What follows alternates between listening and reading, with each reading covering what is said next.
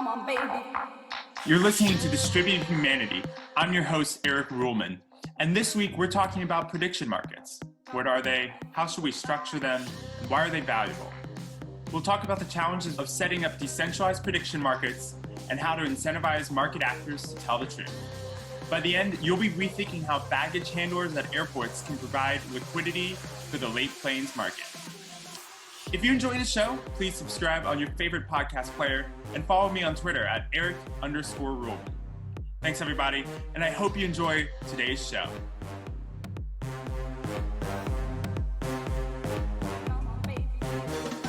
All right, welcome everybody to the show.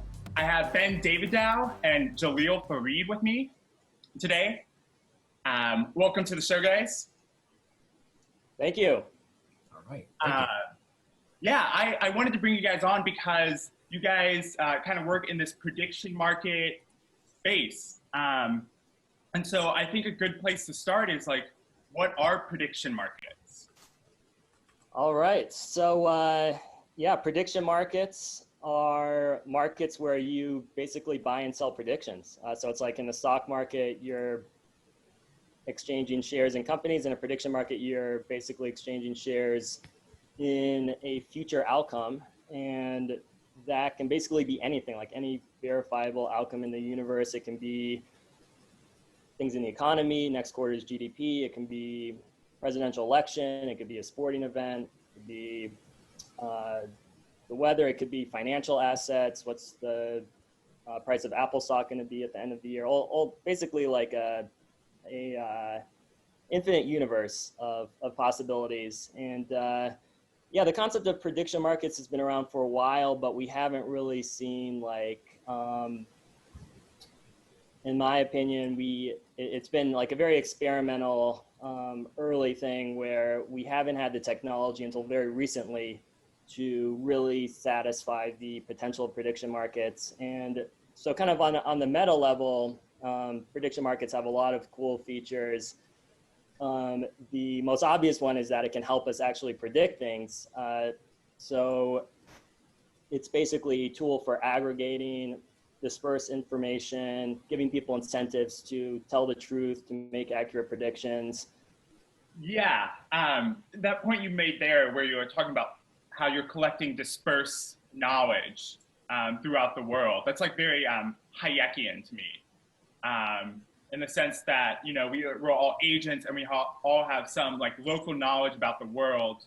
And in this case, like the future. And then we kind of want to bet on it. And kind of by betting on it, we have skin in the game. We have an incentive to get the truth right. It's kind of like collaborative truth making. Yeah. And you kind of wrote an interesting article, Ben, about how, you know, Augur is Wikipedia for prediction markets.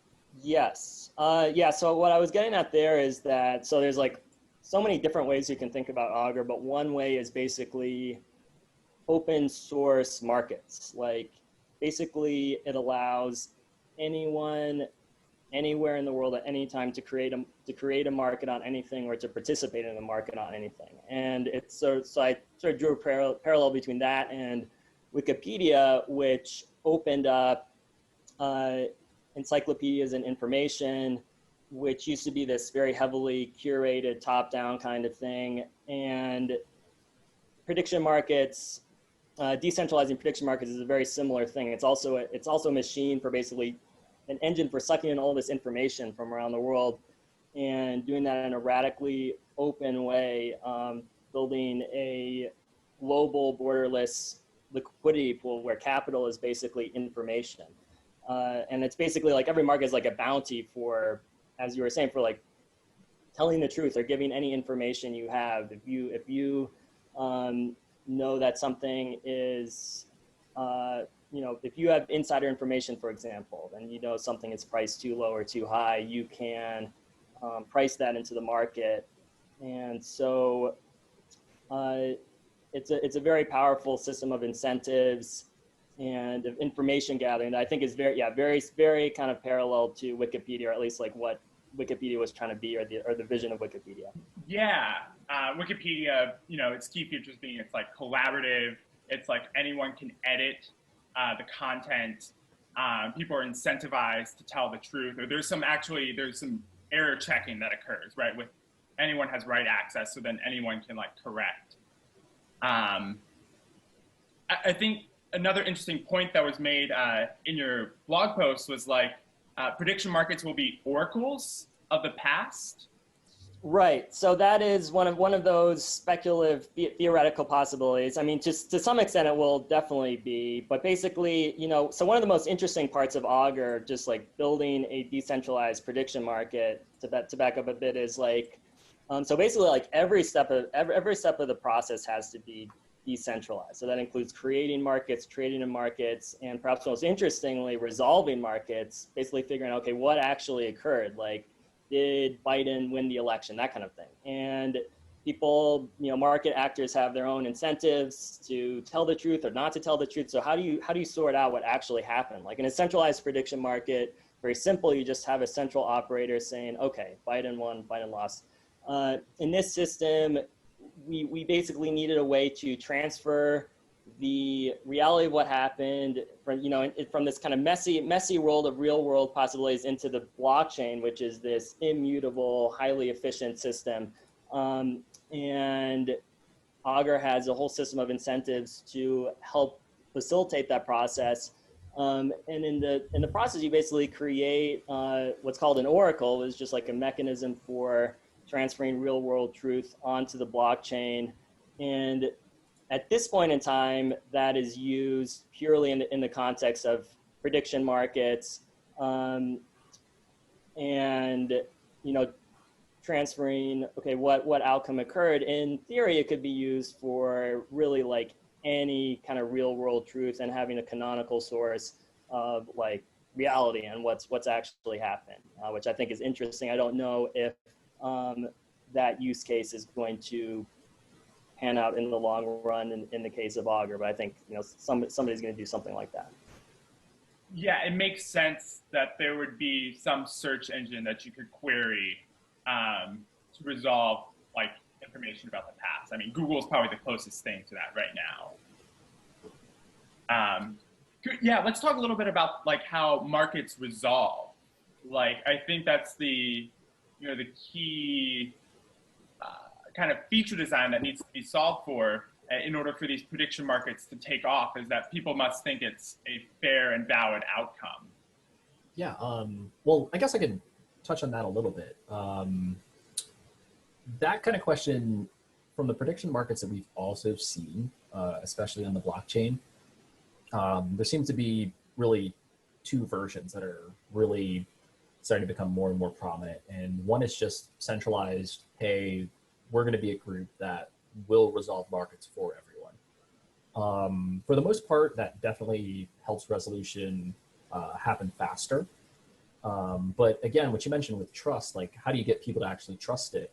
At the end of the day, there really isn't any sort of mechanism to say, hey, this group absolutely will resolve markets. I mean, at most, the only thing holding to that those groups to that is their name brand. So if they don't resolve a market correctly, like obviously no one's going to start using their tool. Meanwhile, I think rep and the way that system works, a lot of it is based on totally open free market staking on any sort of outcome. So you put your money down and say, hey, this particular outcome happened. And if you get it wrong, you're not only putting your money at risk you're essentially putting your money at risk to completely lose that money. So given the market incentives and just the way the engine itself works, at the very least, if you're putting your money down on an outcome, you're saying, I'm willing to lose that money. And then there's an even larger forking mechanism where if the system really cannot determine what an outcome was, Augur itself will fork into two totally different systems where one token will win and represent the correct outcome, and one token will lose and represent the incorrect outcome.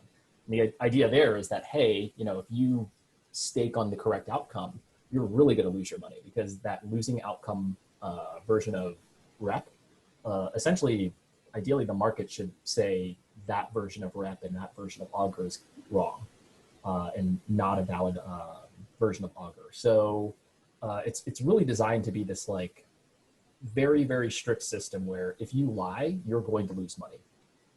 Whereas, like I mentioned with the other centralized systems, there's a very good chance that a system runner or a maintainer could lie and actually win money.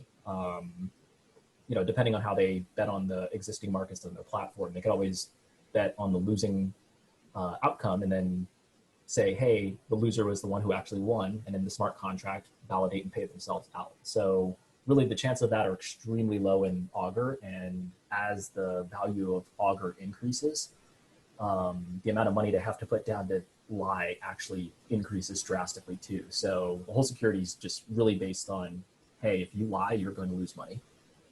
Yeah, I think that's an important feature of any design because words are cheap. Words are cheap signaling. So you need to be able to incentivize, telling the truth, especially in a case where you can create markets yourself.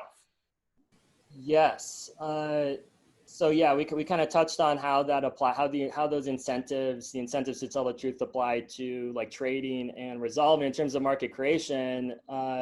That's also interesting. It's like when you're creating a market, because anybody can create a market on anything, you can create a market that is ambiguous, that is not going to have a clear resolution, that has a like unreliable resolution source. So you're basically on Augur, for example, you have to put up bonds when you're creating a market that you're only going to get back. Number one, if you report the accurate outcome. Number two, if the market resolves validly. So, and then there's another kind of some other mechanisms outside of that that help facilitate valid markets, but that's a big piece of it. Yeah, and how do you like make sure that like poorly designed markets don't catch on? Like there has to be some mechanism to protect against poorly designed markets. What's kind of built into Augur for that? Well, so I was hoping Jalil would take this because I want to deflect all the difficult questions over to you. Oh no, so I mean no, that's a valid question. So a little bit of context here. You're absolutely right, and we actually had a very, the community is still kind of divided on whether or not this person is a good person or a bad person. But a person by the name of Poyo very quickly recognized that there's no real way to tell until after the market resolves. And this is also after people have also made bets and put money into the system. So basically the short answer is in version 1, there was really no good way until after people made bets to determine, hey, is this market actually valid? And it's very unknown how much money he made off just like making these very ambiguous markets that ended up being totally invalid.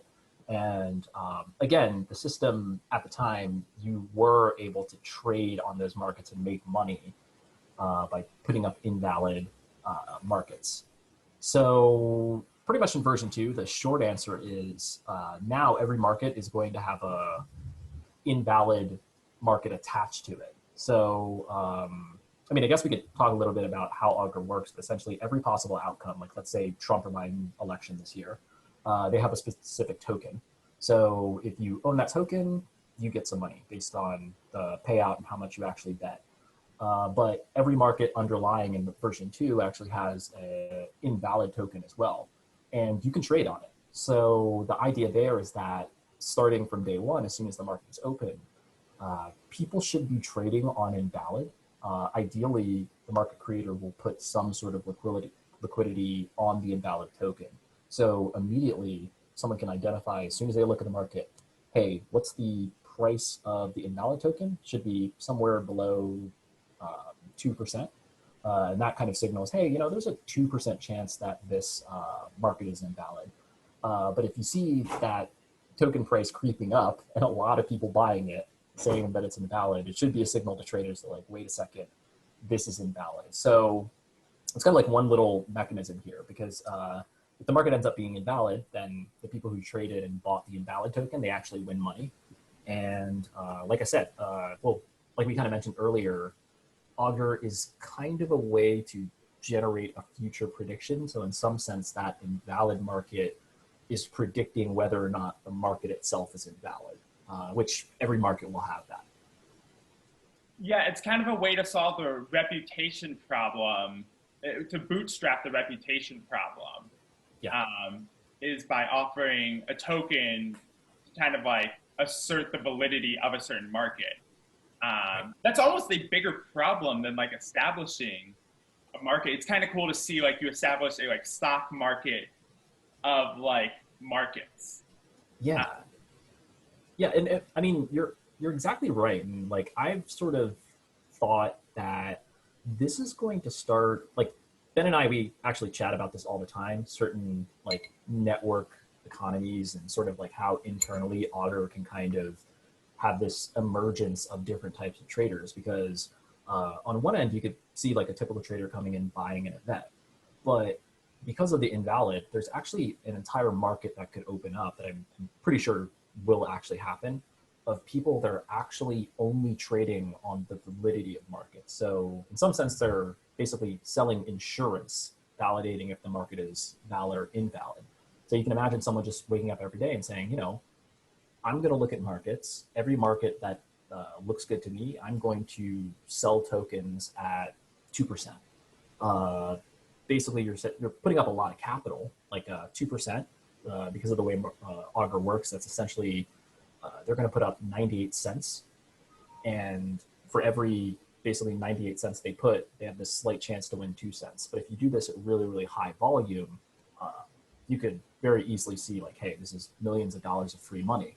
And people who are also trading, like they could say, you know, I really like this outcome, but let me just buy the invalid token just in case at 2 cents, because if I win, I'll make money. But if I lose and this market is invalid, I've technically bought insurance. So it's essentially like this really good opportunity to like have people that only trade in invalid and essentially like sell insurance to people who are interested in just being protected in their positions on the markets. And if you sort of like take a look and kind of ask questions in the Augur Discord as well, there's a lot of people that are saying like, I would absolutely do that. If you have enough capital, it's very, very low risk.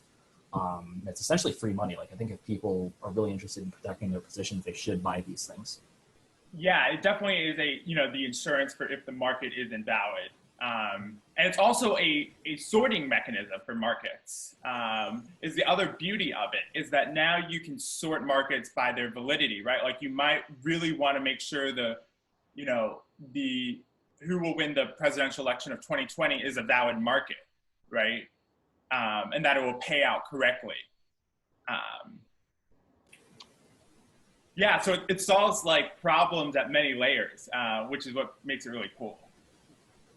Yeah, I think, and I think it gets at even like a broader problem or challenge with Augur. So there's a level of, so it's a radically open system. So anybody, like in any open system, like whether the internet or email or Craigslist, like anybody can put in scams or spam. So you need a way to either disincentivize those things in the first place, to signal their presence to users, to filter them out, or at least to protect or give users a way to insure against them. And then the even broader part of it is like in an open, radically open market system, it's like, so we're trying to build this global liquidity pool, but if you have like 20 different markets, for example, on the presidential election, you might end up, even putting aside the issue of invalid markets, you might end up with fragmented liquidity spread among all these different markets. So I think a lot of this comes down to a question of sorting and incentives, where it's like you want to sort markets by both their legitimacy and their liquidity, and incentivize market creators and other actors to add liquidity, to write like solid vetted market terms, that kind of thing. And I think those two issues kind of converge together to the degree where to the extent where like if you're sorting markets by liquidity, ultimately you're going to be like the most liquid markets are going to be the most reliable as well. Like markets that have any kind of non-trivial known chance of resolving invalid will not get as much liquidity as markets that are more legitimate. Yeah, and so it's naturally going to like shift where everyone is kind of focused on a very narrow set of markets at the beginning, and that's good because it creates liquidity. But from then, like as more and more people become familiar with the system, like the more viable markets come on board, right? And then you onboard your long tail. Exactly. Yeah, I think a lot of platforms, right? Like I was reading this book recently about Instagram, and it's like started off as like this heavily curated thing, right? Like just like and Augur, I think, is going to, while anybody can create a market from day one, I think that looking at it in practice, I think in V2 it's going to be like a relatively small number of markets gathering the lion's share of trading volume. And then over time, yes, I think we'll see all sorts of niche long tail markets on like crazy things we can't even imagine at this point. Just like so many possibilities there. But I think it's gonna take time to get there. Yeah. Is there a way for like markets to have like communities, like people who are interested in discussing the market? Like what do those features kind of look like?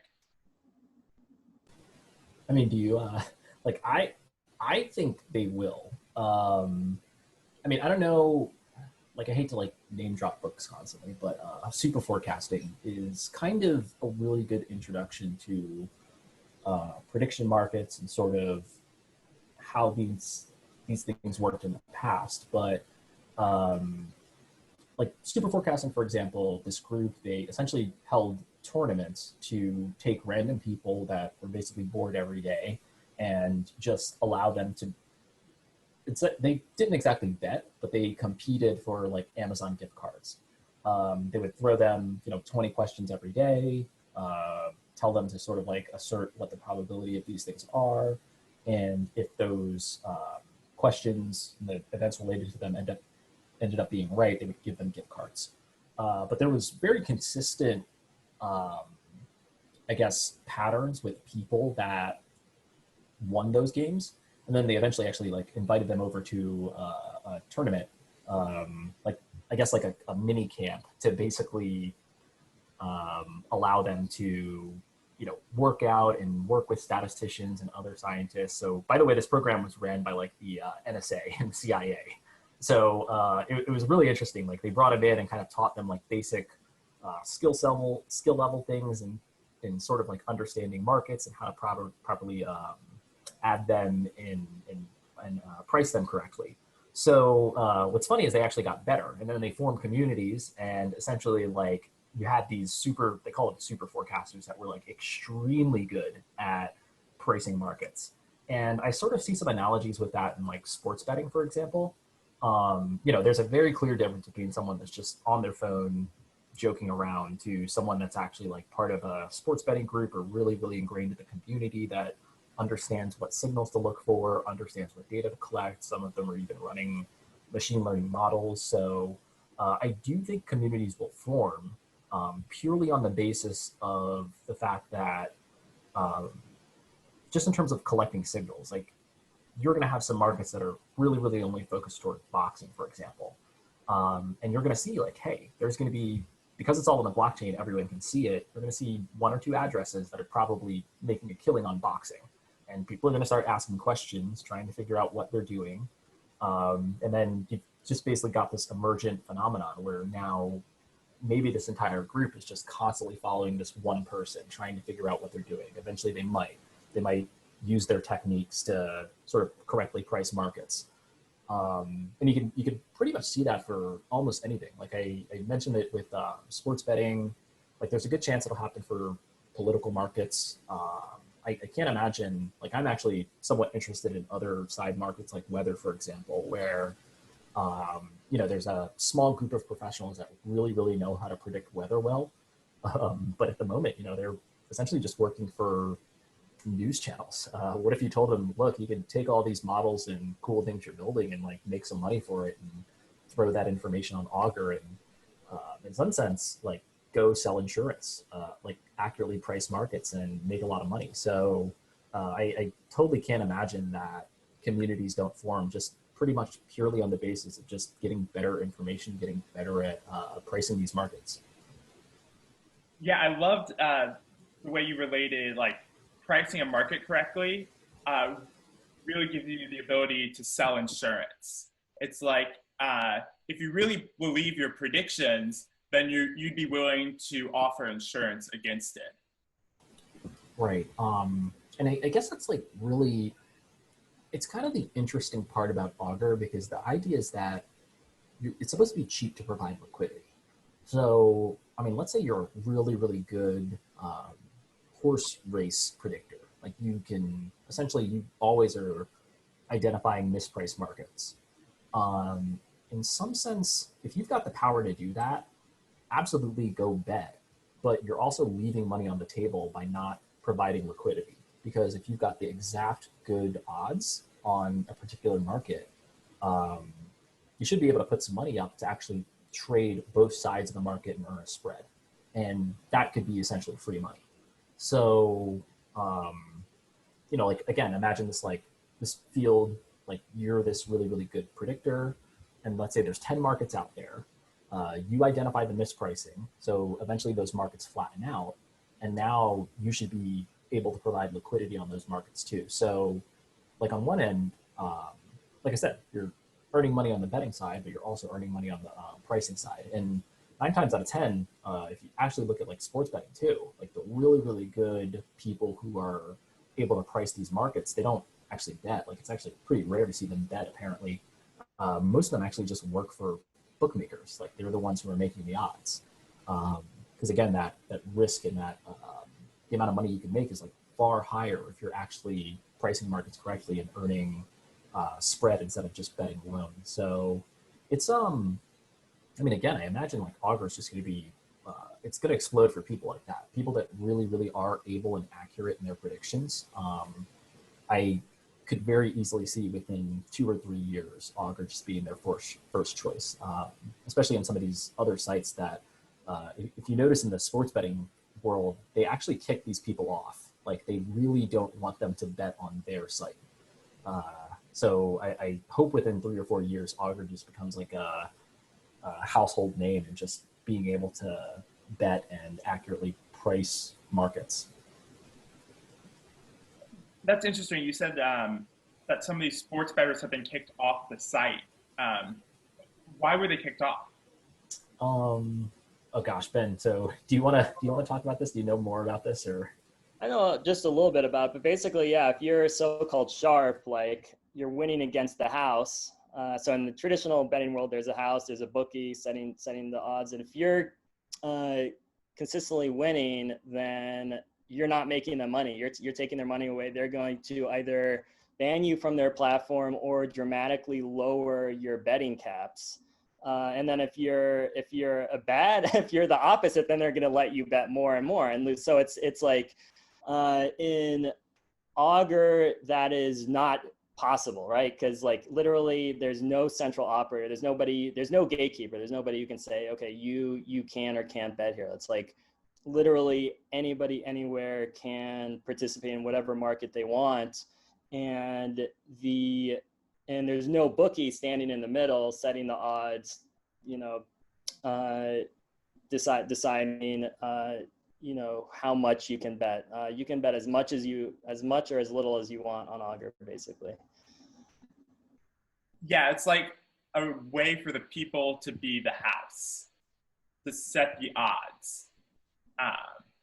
Yes, burn down the house. I mean, I think that kind of does fulfill like the vision of the internet to like remove the middleman, and like become decentralized. Yeah, I kind of feel bad at the moment for like sports bettors. Like I paid attention to a lot of podcasts with them, and they're kind of in this world where, I mean, for some strange reason, the government has sold licenses to people to exclusively bet on sports. It's a tax generating thing. It's a revenue generating thing. a lot of it is somewhat, if you're living in the States, somewhat just based on very antiquated laws about what people should be able to do with their money. I mean, not going to get too far into it, but it essentially sets up sports betting firms, like in these bookies, to basically be at an extreme loss. So most of them right now are actually losing money. You've got mobile gaming that's pretty much coming into fruition. You've got the entire internet, so people are able to gamble on essentially whatever they want as long as they can download a VPN. And they're really struggling to get, number one, people on their site, and number two, people to continuously bet on their site. Because again, as we kind of mentioned, your retail, just random guy that's betting on like a regular basketball game or boxing game, the house actually makes money on them. A lot of the math, like without getting too much into the mathematics, the way the game is set up, if you have to be consistently right, just like way better than the field to make money on these sites, mostly because of the fees. The fees are insanely high for making a bet on any of these sites. So again, a lot of the reason for that is because these groups are so centralized and kind of like legally bound to pay taxes. They have to charge a huge amount of fees to not only keep the lights on, but pay themselves to accurately price these markets. And not only that, they're starting to have extremely large technical overhead. Because again, if they misprice a market, sharks alone will come in and bet on the side that should be correctly bet based on their mispricing, and they'll lose money. Not only that, like a lot of these major betting sites, it's well known that they're botted. Like you've got bots that are looking at 4 or 5 different sites and trying to identify slight differences between them, and they will accurately price which one is the correct one, and all the wrong ones, they'll make that bet.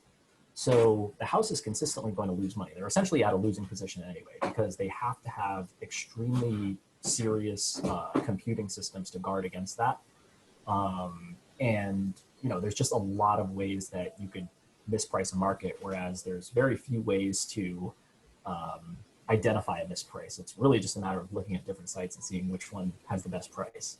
So with that being said, it's like, I feel really bad for these guys, because the more I talk to them, the more I kind of look at that world and I say, with blockchains, there's really like no reason for them to exist. You have an open market, anyone can be the bookie, anyone can go out and make bets and price things in a peer-to-peer way. And if there's a misprice, it will go against the liquidity providers on that market themselves. And because Augur exists and it's free to use, you don't have a high overhead. Like, sure, you can lose some money, but it's not like you have an extremely high overhead, also paying for 2 engineers' salaries and cloud compute time, and trying to like build these botting systems, and also like the legal fees to even get a license to bet. Like those sorts of things are insanely high. So, with that being said, it's just like, it's like night and day. Like, I think this is the future. And at this moment, I think that, like, I really just feel bad for these guys, because it's like you got 4 or 5 different ways you could lose a lot of money and pretty much crash your business. And with Augur, I mean, there's no way for it to crash. It's essentially this like peer-to-peer smart contract. At worst, market is mispriced, but it won't crash the entire system. Yeah, you don't have that arbitrage opportunity between different markets. So it's just an improved business model by like decentralizing the bookie like function. Yeah, absolutely. And I think, in terms of, so we touched a lot on the decentralization part, but kind of like, so why do we need it to be decentralized in the first place? So there's a few components of that, but to look at it in like a pragmatic sense, from like the end user's perspective, I believe that to deliver like what users want, you can only do that at scale in a sustainable manner if it's decentralized. So what do users want in a prediction market? First of all, they want to be able to access it like wherever they are. So you need open access. You can't do that with, centralized regulations. You need no limits Like you want to be able to, like for predicted, for example, this is like the first prediction market I personally encountered. This is completely centralized. It limits both how much individuals can put into markets and how many traders can participate in any given market. And then you have fees. So you need low fees. And whenever you have a middleman, there's gonna be more rent extraction taking place. There's gonna be more inefficiencies, and you basically you need to be able to access like any market or any kind of outcome that you want to trade on, right? And so to have all those traits together in a scalable, sustainable manner, I believe that you can only do that in a decentralized setup. Otherwise, it's either going to be regulated out of existence, or there's going to be inefficiencies that extract away from those things. Yeah, it does make sense. It's weird that sports betting is kind of the only legal prediction market right now, but it's like there are more valuable prediction markets to be established, and so that's kind of why centralized regulation might not be able, or is not keeping up with the ways that knowledge is produced in the world and transmitted in the information age. And that actually in the information age, information is the most valuable thing. And so any way to aggregate information and put it under market mechanisms, put it under selection pressures, you're going to find information about the future, you're going to be able to predict the future. And so many people, so many companies would find it valuable to predict the future, to have very actionable knowledge about what the future lays out for them. And so to me, it makes sense that prediction markets, are just this next step forward. Wait, well, I mean, yeah, you're right. And that's what's kind of scary about it. It's like watching, I mean, I don't want to harken it to something dangerous. I definitely know for a fact it's going to be a very interesting world. But the reality is it's like watching a nuclear bomb being kind of created in front of your eyes. And you're just like, this is going to completely change the entire world. I'm one of those people that absolutely believes it because, what you touched on with information, to me, the internet is still kind of centralized. Every website you go on, it's got a database, it's got information, but it's owned by someone. And sort of the mechanisms for how that information is stored and maintained, a lot of it is very rent-seeking. I think one of the biggest things that I don't think a lot of people talk about, at least with blockchains, is that it is information, but it's totally decentralized. It's shared over multiple computers. This information cannot be manipulated. It cannot be, it's very hard to destroy. You have to essentially destroy every single node running Ethereum right now. And, good luck trying. So, I mean, given that, and given the way that what you said, information is valuable, a market like this is essentially something totally new and totally revolutionary. And the way I see it, another I think really good book that I'm kind of going through now is Radical Markets. And in Radical Markets, there's basically this view that the biggest two problems right now is that there aren't enough markets. There's markets that exist, but for certain situations, markets don't exist. And the markets that do exist, they're not free. So you don't have good access to those markets. So one, for example, interesting use case that I totally stared at for a long time and I really wish happened is a market for decent flight insurance. So talking about the participants for flight insurance, the flight insurance company, they have no real idea about how late their planes are going to be. Whenever you go pick a flight, you kind of click a button and, it costs $20, $30 for a flight insurance, but it doesn't really pay you if it's late either. So it's essentially all ran by a single one or two groups. You don't really have a way to shop around.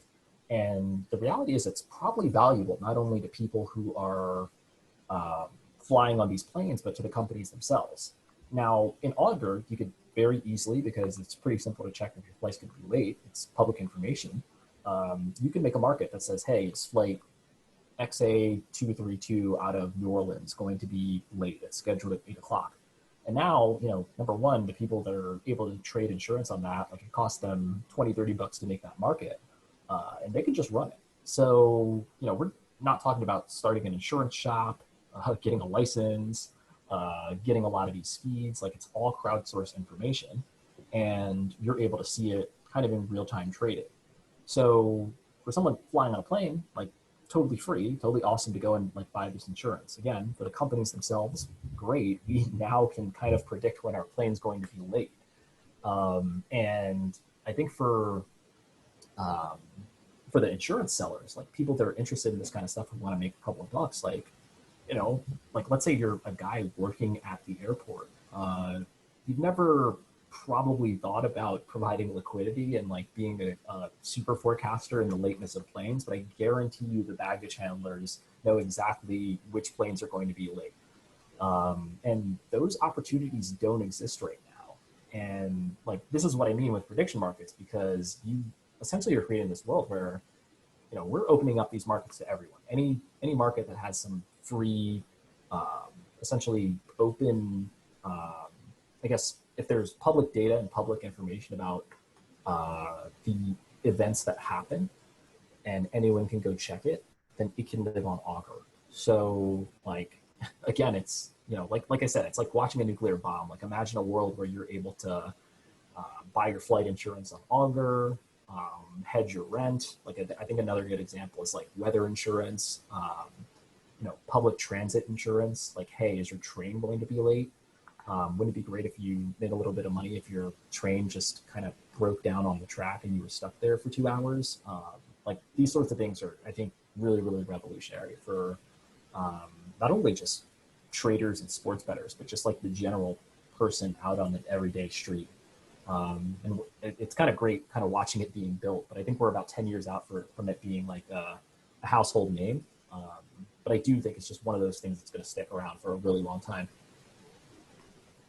Yeah, I liked your point about like the baggage handlers, like providing liquidity in the lateness of planes market. Because to me, it kind of reminds me of like, it's making this private information, this local information that this baggage handler knows, and it's making it public. And by contributing this public information, like, we're getting a better price signal. And so it's once again like making private information public via the market mechanism. So I think that's really cool. Do you think like we're going to see a lot of like microtransactions, like on the lateness of planes or on the lateness of trains? Someday, not for a while. Yeah. And with exceptions, but I feel like that's going to take off further down the line. What do you think, Joel? Yeah, like the problem with Ethereum right now is it's too hot. Like, I don't know if you're using Ethereum, but it's very expensive to send transactions. So I haven't done the math yet, but most people are sort of saying that some of the transaction fees could start pushing into $20. So is it going to be a bet you're making with $5? Probably not. When Augur first came out, I want to say like 2 years ago, those were good times. Transactions were like very easily into the dollar range. I have yet to see how this is going to play out in version 2, because there's a lot of optimizations that have happened, but it hasn't been thrown onto mainnet just yet. But I don't know if microtransactions will happen. I'm still very confident they will.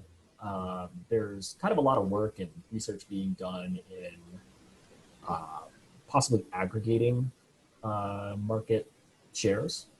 Like, I could very easily see some sort of system that is on one of these ZK rollup systems, where the ZK rollup system essentially just buys shares in the actual market, but on the ZK rollup system itself, you're able to buy and sell and trade. So essentially, like, here's a market on Augur, but there's a lot of money that's actually pulled out of that and put into the ZK rollup system that still uses the Augur system itself. In ZK rollup systems, it's super cheap to do a transaction, takes minutes. I mean, it's like a percentage of a penny. There's no technical reason at the moment why I don't think that's possible, and why that probably won't be in development or working within a year. But at the moment, like I said, at least not in the short term. Within a year, absolutely. I think these systems are going to, like, someone's going to get annoyed enough to actually just build it, and there's no technical reason why it shouldn't exist. It absolutely is totally possible. Yeah, I'm not as familiar with the Ethereum like ecosystem. Yeah, it's bad right now. Everyone's using it, and it's costing a lot of money to actually send a transaction. So this is like kind of where a network didn't account for scale. Yes, I think the short answer is they did. The solutions were kind of planned, but they weren't actually implemented until very recently. Like, I mean, like, within the past month, 2 or 3 major providers of roll-up systems actually finally release their products, and so far it's been great. I've had a chance to use it, and it's super fast, super simple. I mean, essentially you can like think about the Lightning Network on Bitcoin. It's essentially something like that, where it's super, super fast to send a transaction and actually essentially like make trades and interact with smart contracts. But I still think we're still too early for that on Augur. I think the bigger players in Augur are going to be probably people betting on like the $100 and up range, just because the fees are so high. But we'll I think only time will tell. But I'm actually very confident that within a year to 6 months, these sorts of problems aren't completely fleshed out, and you can have like microtransactions probably in the range of like 50 cents, like for every sort of like you can probably go down as low as 50% to actually or 50 cents to actually bet on markets. Yeah, I mean, definitely, if you want to run a market on top of a coin, like, you can't have high transaction fees. Simply infeasible. That's gonna limit the liquidity at a certain point. Yeah, one other topic I wanted to talk about is kind of the Augur Dow. Can you give me an overview of that? Well, I'll let you go with that, Jilla. You start. Well, yeah. So what we just talked about is kind of what we're interested in building. Like one of the problems with Augur is there's really no like the team who's making Augur, they're kind of focused totally on Augur. With that being said, there's people that are really highly invested in Augur, like own the rep coin, and would love to possibly contribute to some of these projects to do things like provide liquidity or provide other smart contracts that can help out the Augur ecosystem. So for example, what I just mentioned is totally on the table. Like, hey, can someone build a smart contract token system that can totally live on ZK rollups, where anyone can hop in and buy and sell and trade outcomes in Augur, but in the Lightning Network? I want to say that's like a 2-week project, but it's not exactly something that I think the Forecast Foundation, who maintains the Augur project, will actually do. And there's also some other questions too, like around marketing, translating documentation, just general things about talking to people about Augur. I totally think that a DAO is probably the better solution for that. Just because it kind of like it's a little bit more community driven, where we're traders and other people interested in Augur. Wait, Jaleel, sorry to interrupt, but like, what is a DAO for like anybody who? Oh dear. A DAO is a smart contract. I think it's a. What is a smart contract? It's a programmatic way to lock in coordination. I guess that's a nice way to put it. It's like a company that can hold cryptocurrencies, and people vote on how to give out those cryptocurrencies. It's probably the most basic version of any sort of organization, because the only thing it's good at doing is allocating resources. So it's got a pot of cryptocurrency, it hands it out. Essentially, that's kind of what a lot of projects are certainly doing now in terms of just managing and actually building out their project. Like they've got this public set of people that buy into the DAO. We're like for Augur Dow, we're still kind of starting up and bootstrapping, but we're looking for people in the public to just like essentially donate money. And the nice part about it is when they do, they can vote and they have a voting say on where that money goes. So essentially, we're just collecting more information about projects to run and sort of telling people, hey, how do you actually onboard onto this system? But as soon as it's running and working well, it's just going to be a lot of voting and paying people for essentially building out these extra side tools for Augur. Yeah, it sounds like a way to like crowd fundraise ideas and then pay for those ideas. Yes, yeah, I would say it's basically like a vehicle for coordinating and capitalizing projects and activities to drive Augur growth. So that can include developing software, developing UIs to make Augur more accessible. It can include marketing, user acquisition stuff. It can include stuff at the liquidity level. And part of the thinking is that right now, if you look at the ecosystem, it's like there's the Forecast Foundation, which as Jewel mentioned is developing the software. They're a bit, they take a very hands-off approach, largely for regulatory reasons of just like, okay, we're just writing software, we're putting this out into the world. Anybody who wants can run this software, build on it. But they don't do as much like direct marketing and kind of building other things around Augur. So that's what we're trying to do.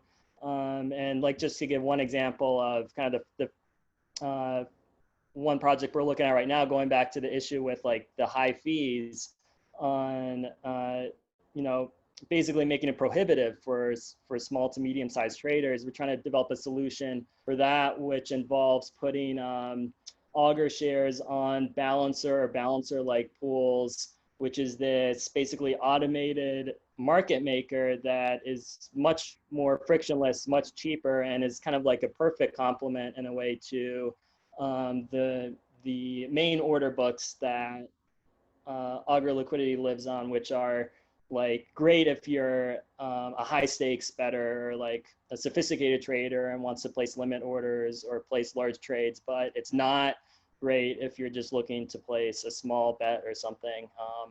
So we're trying to address that. Cool. Well, do you guys have anything else to add?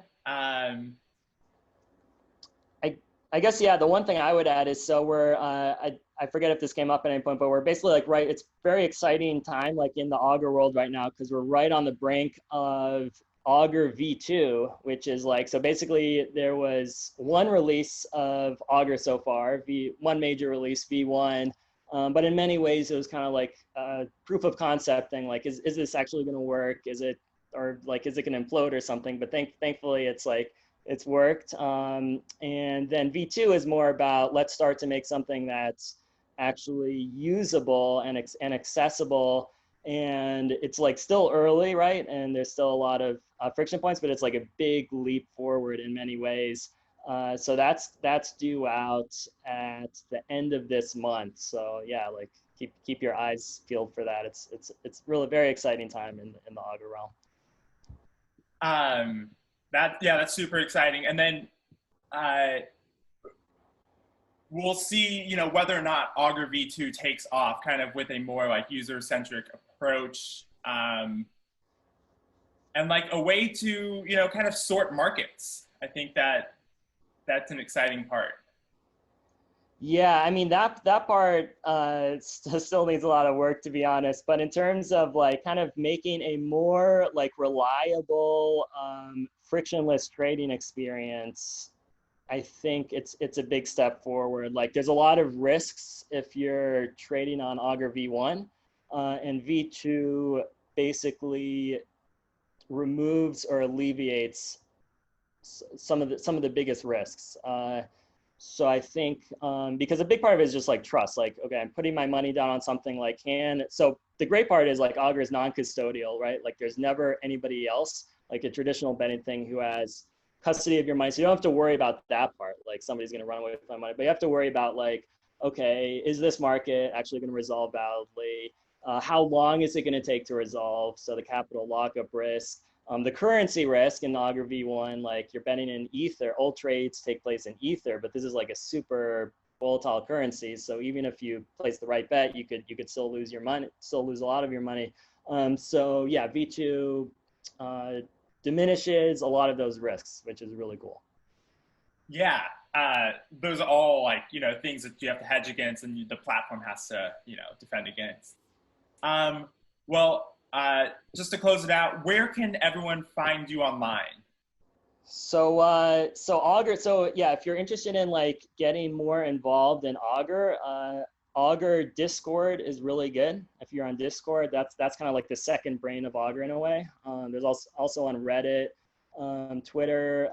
For me personally, Twitter is best, and just Ben_Davidow.